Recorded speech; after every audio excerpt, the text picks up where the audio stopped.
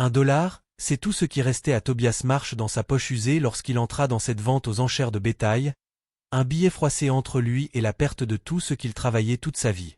La salle des ventes de Millfield bourdonnait d'activité, les riches éleveurs enchérissant à coups de milliers de dollars sur des taureaux de prix, tandis que Tobias se tenait dans un coin, ses bottes usées tenant à peine, ses mains calleuses tremblant légèrement tandis qu'il regardait Silas Ward, le plus riche marchand de bétail des Trois Comtés, enchérir avec désinvolture $500 sur un jeune taureau, comme s'il s'agissait de petite monnaie. Tobias essuya la sueur de son front malgré l'air frais du matin. Dans 2 jours, la banque saisirait son ranch à moins qu'il ne parvienne d'une manière ou d'une autre à rembourser les $800 qu'il devait. Son bétail était mort de maladie l'hiver dernier, ses récoltes avaient été détruites par la sécheresse et il n'avait plus qu'une seule chance de se sauver. Dorothy Klein, la propriétaire de la salle des ventes, monta sur le podium, son marteau en bois à la main. Son regard perçant balaya la foule des enchérisseurs tandis qu'elle annonçait le lot suivant, mais ce qu'elle présenta fit taire toute la salle. Le taureau boitait en entrant dans le ring, favorisant nettement sa patte avant droite. Son pelage était emmêlé et terne, ses côtes saillantes, sa fourrure était clairsemée, une corne était ébréchée et il se déplaçait avec la démarche douloureuse d'un animal qui avait connu des jours meilleurs. Plusieurs éleveurs ont même éclaté de rire. Silas Ward s'est tourné vers son compagnon et a parlé assez fort pour que les autres l'entendent. On dirait que quelqu'un essayait de vendre son dîner au lieu d'un animal reproducteur. Dorothy lança les enchères à $50. Silence. Elle baissa à $25. Toujours rien. La foule commença à murmurer et à s'agiter, prête à passer au lot suivant, mais Tobias ne pouvait détacher ses yeux du taureau. Quelque chose dans la structure osseuse de l'animal, la façon dont il tenait sa tête massive malgré la douleur évidente, lui rappela les enseignements de son père sur les lignées et l'élevage. Son cœur se mit à battre plus fort lorsqu'il comprit qu'il ne s'agissait pas d'un taureau comme les autres. Ces marques distinctives, cette morphologie particulière. Était-ce vraiment possible? Dorothy s'apprêtait à clore les enchères lorsque Tobias s'avança, la voix à peine plus forte qu'un murmure, $1. La grange éclata de rire. Silas Ward frappa son genou et s'écria « Dorothy, allons-nous vraiment perdre notre temps avec des cas sociaux ?» Mais quelque chose dans les yeux de Tobias fit hésiter Dorothy. Elle organisait des ventes aux enchères de bétail depuis 20 ans et avait appris à distinguer le désespoir de la détermination. Ce qu'elle voyait sur le visage de ce pauvre éleveur n'était pas du désespoir, mais de la certitude. « J'ai $1, annonça Dorothy. Y a-t-il d'autres enchères? Les rires continuèrent, personne d'autre ne leva la main. 1 fois, 2 fois, Tobias ferma les yeux et murmura une prière. S'il s'était trompé au sujet de ce taureau, il venait de dépenser son dernier $, pour un animal mourant. S'il avait raison, mais il ne le savait toujours pas, Silas Ward avait lui aussi remarqué quelque chose, et ce que le riche marchand avait en tête allait soit faire de Tobias l'homme le plus riche du territoire, soit le détruire complètement. Vendu à monsieur dans le coin pour $1. Le marteau de Dorothy frappa le marteau avec un bruit sec qui résonna dans la grange désormais silencieuse. Tobias sentit ses genoux fléchir. Il avait réussi, le taureau était à lui, mais alors qu'il se dirigeait vers l'enclos pour récupérer son achat, le poids de ce qu'il venait de faire le frappa comme un coup physique. Il avait dépensé son dernier $, pour ce que tout le monde considérait comme un animal mourant sans valeur. Silas Ward s'approcha de lui avec un sourire prédateur qui n'atteignait pas ses yeux gris et froids. « Eh bien, Tobias Marsh, j'ai entendu dire que vous aviez des problèmes financiers, dit-il d'une voix juste assez forte pour que les éleveurs voisins l'entendent. Je suppose que cela confirme que vous achetez du bétail estropié, atteignez pas ses yeux gris et froids. Eh bien, Tobias Marsh, j'ai entendu dire que vous aviez des problèmes financiers. » Sa voix était juste assez forte pour que les éleveurs voisins l'entendent. Je suppose que cela le confirme. Vous achetez du bétail estropié avec votre argent de poche. Les autres éleveurs ricanèrent, mais Tobias les ignora. Son attention restait entièrement concentrée sur le taureau qui, malgré ses blessures évidentes, se comportait avec une noblesse indéniable. Il était presque certain maintenant de ses origines. Je vais vous dire, Marsh, Silas continua en sortant une épaisse liasse de billets. Je me sens généreux aujourd'hui, je vous donnerai $5 pour cette créature pathétique, 5 fois votre investissement, c'est une bonne affaire. Tobias se tourna vers le riche marchand et scruta attentivement son expression. Pourquoi Silas offrirait-il 5 dollars pour quelque chose qu'il vient de qualifier d'inutile? À moins qu'il ne soit pas intéressé, répondit Tobias calmement. Le sourire de Silas vacilla un instant avant de revenir. Alors c'est un bénéfice de 5% de profit en 5 minutes. Vous seriez fou de refuser. Tobias était désormais certain que Silas avait lui aussi vu quelque chose, mais qu'avait donc reconnu le riche marchand pour être si désireux d'acquérir un taureau sans valeur? Dorothy Klein observait la scène depuis son podium, le visage buriné, l'air pensif. Elle connaissait Tobias depuis qu'il était enfant et aidait son père lors de ces mêmes ventes aux enchères. La famille Marsh avait toujours eu l'œil pour repérer le bétail de qualité, même lorsque les autres. Je ne pouvais pas le voir. Le taureau reste avec moi, dit Tobias fermement en se retournant vers l'enclos. Silas lui saisit le bras, sa poigne si forte qu'elle lui laissa des marques. Écoute-moi, espèce d'imbécile têtu, j'essaie de t'aider. Cet animal va mourir dans la semaine et tu n'auras plus rien. Accepte mon offre tant que tu le peux encore. Mais Tobias se libéra et continua à marcher derrière lui. Il entendit Silas murmurer quelque chose d'urgent à l'un de ses hommes, mais il ne put distinguer les mots. Lorsque Tobias arriva à l'enclos, le taureau leva les yeux vers lui avec ses yeux sombres et intelligents. Malgré son pelage emmêlé et son état de négligence évident, il y avait quelque chose de majestueux dans l'allure de l'animal, dans la façon dont il tenait sa tête massive, dans la courbure particulière de ses épaules, dans les marques blanches distinctives sur son front, dans la voix de son père résonnait dans sa mémoire. « Mon fils, il existe des lignées si rares et si précieuses que des hommes ont tué pour les obtenir. Apprends à reconnaître la qualité là où d'autres ne voient que des problèmes superficiels. » Tobias tendit lentement la main et le taureau la renifla prudemment avant de se laisser toucher sous sa fourrure emmêlée. Tobias pouvait sentir la solidité de sa structure osseuse et la puissance de ses muscles. Ce n'était pas un animal mourant, mais un champion déguisé. Cependant, alors qu'il conduisait le taureau vers son chariot, il remarqua que 2 des hommes de Silas Ward suivaient à distance, les mains posées nonchalamment sur leur ceinture d'armes et les yeux rivés sur Tobias et sa nouvelle acquisition. Quelque chose lui disait que ramener ce taureau à la maison sainte et sauf allait être un véritable défi. Le soleil était haut dans le ciel lorsque Tobias chargea le taureau dans son chariot brinque-ballant. L'animal avançait lentement mais coopérait, comme s'il sentait que son nouveau propriétaire ne lui voulait aucun mal. Tobias fixa la porte de fortune et grimpa sur le siège du conducteur. Ses mains tremblaient légèrement tandis qu'il agrippait la corde. Le trajet de 25 km jusqu'à son ranch le ferait passer par Copper Canyon, un passage étroit entre 2 collines rocheuses où la route serpentait. C'était l'endroit idéal pour une embuscade et Tobias le savait. Alors que son chariot grinçait sur la piste poussiéreuse, il ne cessait de jeter des coups d'œil derrière lui vers les hommes de Silas Ward qui gardaient leur distance mais ne disparaissaient jamais de sa vue. Leur présence lui donnait l'impression d'avoir des vautours tournoyant au-dessus de sa tête, attendant le bon moment pour frapper. Le taureau semblait sentir la tension. Malgré ses blessures, l'animal restait alerte, tournant sa tête massive vers des sons que Tobias ne pouvait même pas entendre. Ses yeux intelligents ne manquaient rien et Tobias se surprit à se demander quel secret cette créature pouvait bien cacher. À 5 kilomètres de la ville, la voix de Dorothy Klein appela Tobias Marsh depuis l'arrière. Il se retourna et vit la propriétaire de la salle des ventes chevaucher vers lui sur sa jument noire, le visage sombre et inquiet. Elle se plaça à côté de son chariot et se pencha vers lui pour lui parler à voix basse. « Il faut que vous sachiez quelque chose à propos de ce taureau, » murmura-t-elle d'un ton pressant. « Cet animal vient de la vente du domaine Blackwood Ranch, au nord. On dit que c'est le dernier descendant direct de Thunder King. » Tobias sentit son cœur s'arrêter. Thunder King était légendaire dans toute la région, un taureau primé dont la lignée avait produit les meilleurs bovins que l'on ait jamais vus. Les taureaux issus de la lignée de Thunder King se vendaient à des milliers de dollars et leurs descendants atteignaient des prix élevés depuis des décennies. Mais Thunder King était mort il y a 15 ans. Tobias parvint à dire « Son petit-fils a disparu lors d'un raid sur un troupeau il y a 5 ans. » Dorothy poursuivit. Tout le monde pensait qu'il était mort ou qu'il avait été volé, mais ces marques, cette structure osseuse. J'ai étudié les lignées bovines toute ma vie et je mettrai ma réputation en jeu pour dire que votre taureau est l'héritier perdu de Thunder King. Cette révélation frappa Tobias comme un coup de foudre.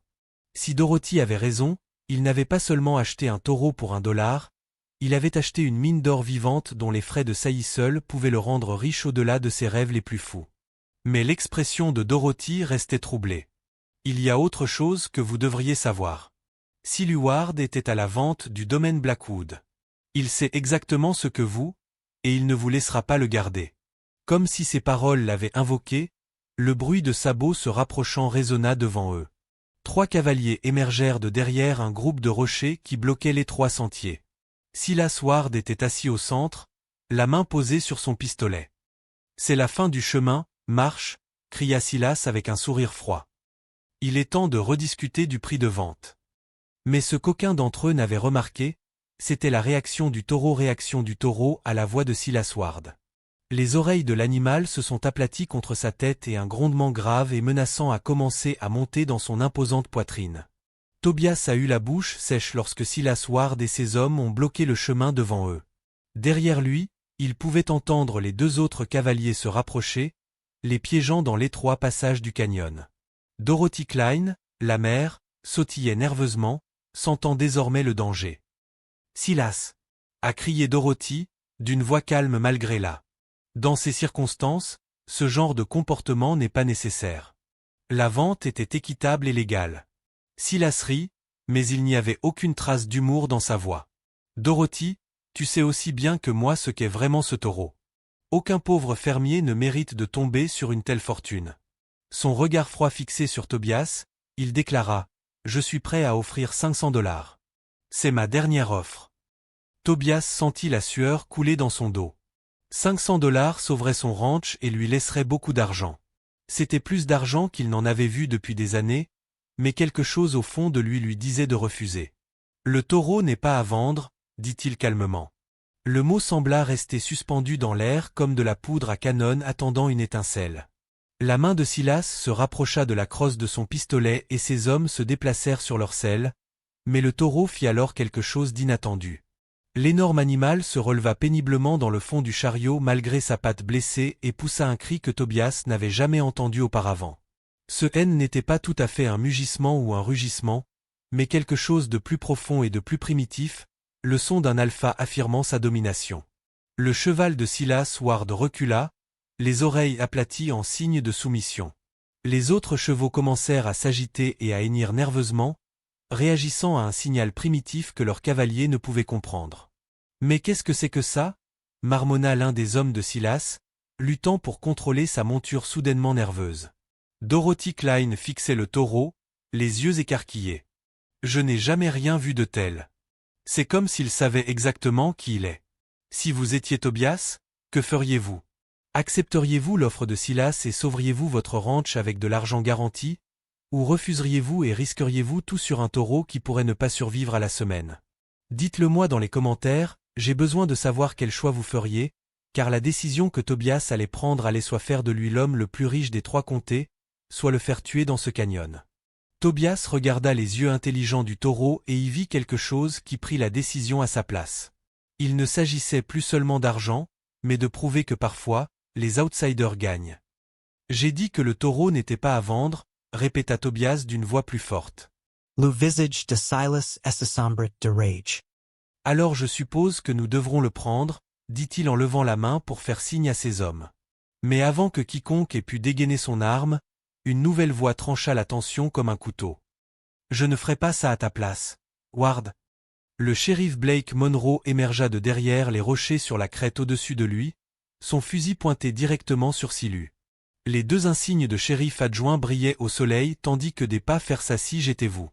Le shérif Blake Monroe émergea de derrière les rochers sur la crête au-dessus, son fusil pointé directement sur Silas. 2 insignes d'adjoint brillaient au soleil alors que d'autres hommes de loi apparaissaient des 2 côtés du canyon. Dorothy a informé la ville de votre petite campagne de harcèlement. Le shérif cria en descendant. C'est drôle, la propriété légale, elle a tendance à être protégée par la loi. Le visage de Silas devint blanc de rage, mais il éloigna lentement sa main de son arme. Ce n'est pas fini, marche. Ce taureau ne vivra pas éternellement, et toi non plus. Alors que Silas et ses hommes s'éloignaient à contre-cœur, Tobias se permit enfin de respirer, mais son soulagement fut de courte durée. Le taureau avait utilisé toutes ses forces restantes pour cet instant de domination et s'effondrait maintenant dans le chariot, respirant difficilement et faiblement. Le temps s'écoulait plus vite que Tobias ne l'avait réalisé. La remplissait Tobias d'effroi alors que son chariot roulait vers la maison. À quoi bon posséder l'air de Thunder King si l'animal mourait avant d'avoir prouvé sa valeur? Le shérif Monroe les avait escortés en toute sécurité hors du canyon, mais Tobias était désormais confronté à un défi encore plus grand, garder son investissement en vie.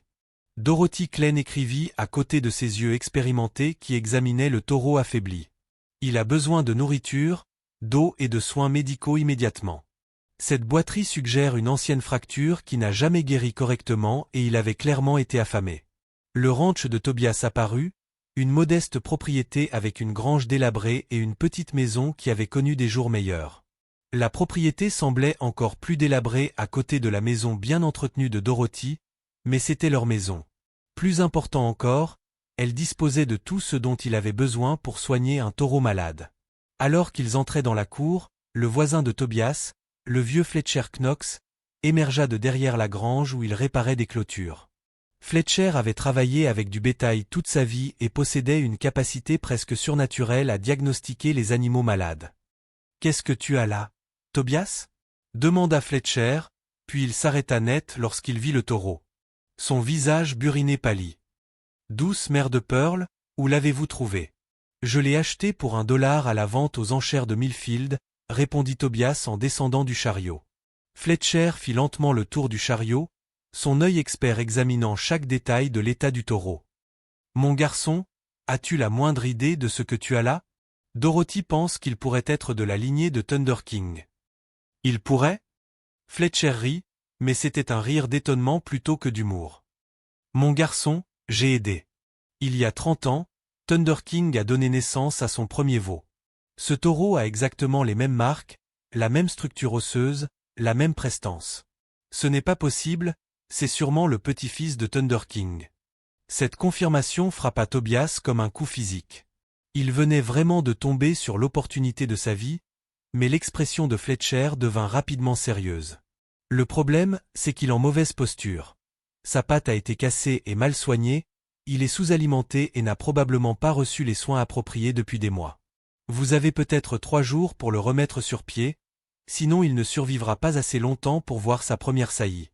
Dorothy acquiesced gravement. Fletcher a raison, et la nouvelle concernant ce taureau va se répandre rapidement. D'ici demain, tous les éleveurs de bétail du territoire sauront ce que vous. Certains voudront l'acheter, d'autres tenteront de le voler et quelques-uns pourraient simplement essayer de s'assurer qu'ils ne survivent pas pour concurrencer leurs propres élevages. Tobias sentit le poids de la responsabilité s'abattre sur ses épaules. Il avait tout risqué dans ce pari et il devait maintenant se montrer digne de la chance qui lui avait été donnée. « Que dois-je faire » demanda-t-il.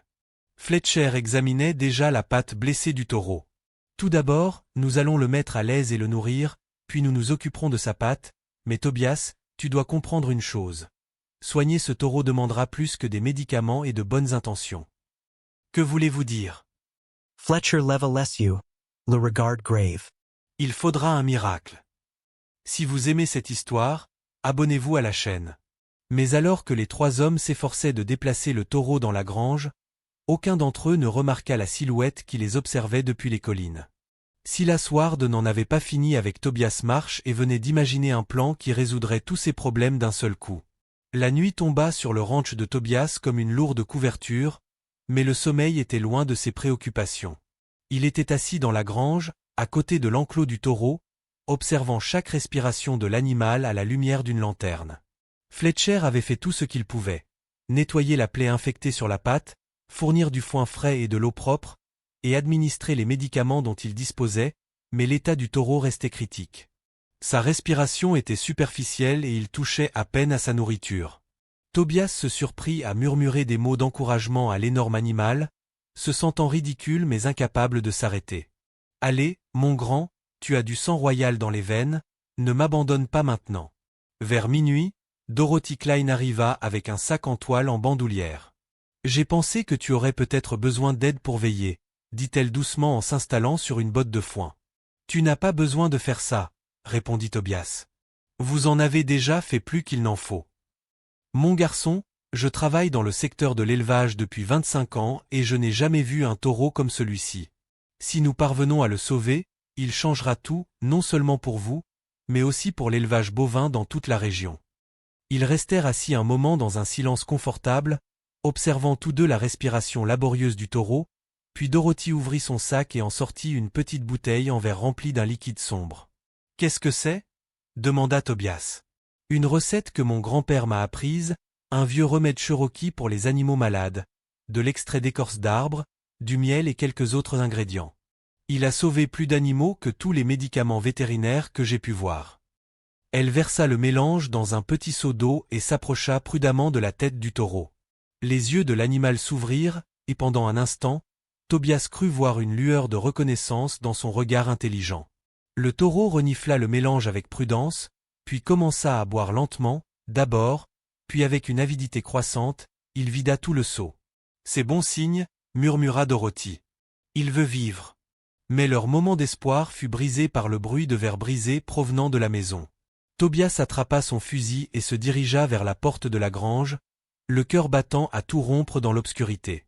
Il pouvait voir des flammes commencer à vaciller à la fenêtre de sa cuisine. « Ils essaient de nous enfumer, » dit Dorothy d'un ton sinistre en sortant son propre pistolet de son manteau. L'esprit de Tobias s'emballa.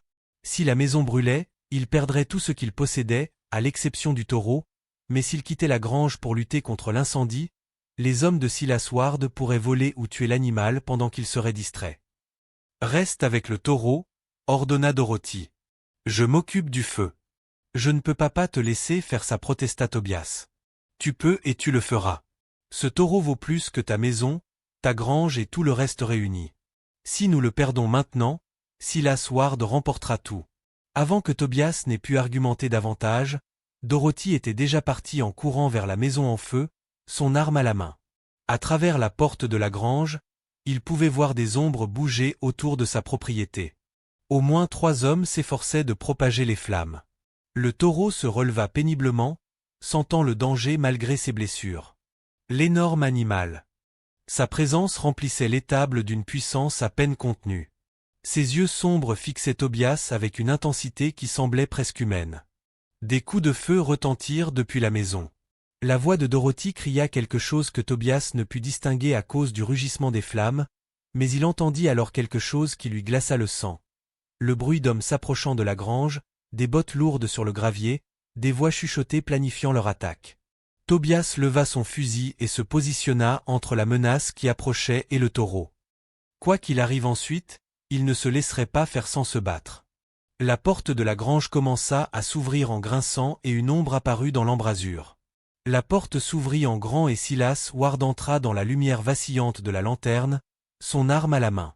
2 de ces hommes l'encadraient, leurs visages cachés dans l'ombre, mais leurs intentions claires. L'odeur de la fumée provenant de la maison en feu flottait dans l'air nocturne. « Lâche ton fusil, marche », ordonna Silas d'une voix aussi froide que l'acier en hiver. « Ça a assez duré. » Tobias garda son arme pointée sur le riche marchand, les mains fermes malgré la peur qui coulait dans ses veines. « Le taureau reste avec moi, Ward. Trouvez-vous un autre trophée. Ce taureau vaut plus que votre ranch minable ne vaudra jamais. » Silas grogna. « Vous pensez qu'un fermier pauvre mérite de posséder la lignée de Thunder King? Vous n'avez même pas l'argent pour prendre correctement soin de lui. » Derrière Tobias, le taureau renifla et gratta le sol avec sa patte valide. L'énorme animal semblait comprendre que son destin dépendait de elle. « Tu n'as même pas l'argent pour t'en occuper correctement. » Derrière Tobias, le taureau renifla et gratta le sol de sa patte valide. L'énorme animal semblait comprendre que son destin dépendait de l'issue de cette confrontation. « Peut-être pas, » répondit Tobias calmement, « mais j'ai quelque chose que tu n'auras jamais. J'ai du cœur. » Silas éclata d'un rire amer. « Le cœur ne paie pas les factures et n'achète pas les médicaments.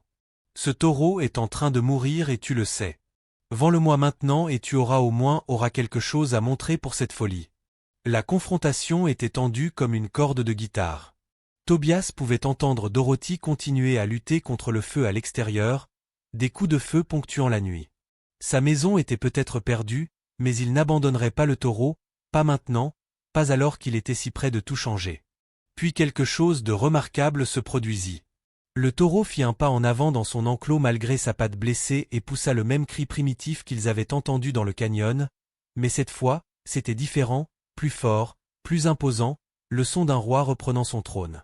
Le cheval de Siluward, attaché à l'extérieur de la grange, hennit de terreur et se libéra, galopant dans l'obscurité. Même ces hommes reculèrent involontairement, leurs armes tremblantes. « Qu'est-ce que c'est que ça ?» marmonna l'un d'eux, mais Tobias comprit que le remède de Dorothy fonctionnait.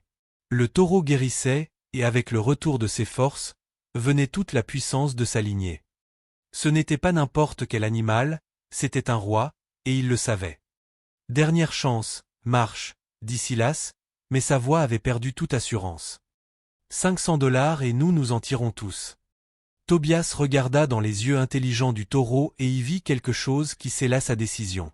Il sentait que l'animal lui faisait confiance pour prendre la bonne décision. « Va au diable, Ward !» Silas leva son arme, mais avant qu'il n'ait pu tirer, la voix du shérif Monroe retentit depuis l'entrée de la grange. « Texas Rangers, lâchez vos armes !» La grange se remplit soudainement de policiers, leurs insignes brillant à la lumière des lanternes. Silas Ward pâlit lorsqu'il réalisa qu'il avait été déjoué. Mais alors que les Rangers s'apprêtaient à arrêter Ward et ses hommes, Tobias remarqua quelque chose qui le remplit d'une nouvelle terreur. Le taureau vacillait et du sang coulait de sa patte blessée. Le stress de la confrontation était en train de le tuer. Alors que les Texas Rangers emmenaient Silas Ward et ses hommes menottés, Tobias lâcha son fusil et se précipita vers le taureau. L'animal massif respirait bruyamment, du sang frais tachait la paille sous sa patte blessée. La confrontation avait rouvert ses blessures et poussé son corps affaibli au-delà de ses limites. « Doucement, mon grand » murmura Tobias en posant doucement une main sur l'encolure massive du taureau. « Le danger est passé maintenant. » Dorothy Klein apparut à l'entrée de la grange, le visage noirci par la fumée, mais les yeux brillants de soulagement. « Le feu est éteint. Vous avez perdu une partie de votre cuisine, mais la maison est toujours debout. » Puis elle vit l'état du taureau et son expression s'assombrit. « Il est dans un état grave ?» Fletcher Knox arriva avec un sac en cuir contenant des fournitures vétérinaires. Il jeta un coup d'œil à la situation avant de s'agenouiller à côté de l'animal. Ses mains expertes examinèrent la blessure rouverte avec une pratique insuffisante. « Le saignement est important, mais pas mortel », annonça-t-il après plusieurs minutes tendues, mais son corps a subi trop de stress. Il a besoin d'un repos complet pendant au moins une semaine, sinon nous le perdrons. Le shérif Monroe entra dans la grange et retira son chapeau respectueusement. Ward a été accusé d'incendie criminel et tentative de vol, il va partir pour longtemps. Il fit une pause, étudiant le taureau avec une admiration évidente. Les nouvelles de ce qui s'était passé ici ce soir-là se répandaient déjà. Eux, tous les éleveurs de bétail des 3 États connaîtront l'héritier de Thunder King. Tobias ressentait un mélange d'espoir et de crainte. La célébrité apporterait des opportunités, mais aussi de nouveaux dangers. Qu'est-ce que cela signifie pour nous? Cela signifie, dit Dorothy avec un sourire grandissant, que tu alliais devenir un homme très riche. 3 jours plus tard, les premiers acheteurs arrivèrent. Une délégation des Kansas City Stockyards offrit 2000 $ rien que pour les droits de reproduction. Un riche éleveur du Colorado proposa 3000 $ pour la moitié des droits. À la fin de la semaine, les offres affluaient d'aussi loin que Chicago et New York, mais le taureau que Tobias avait baptisé Sovereign en l'honneur de sa lignée royale se remettait à merveille. Les remèdes de Fletcher et Dorothy Cherokee de Dorothy avaient fait des miracles. Le pelage de l'animal commençait à briller, son appétit était revenu en force, et surtout, sa patte blessée guérissait correctement.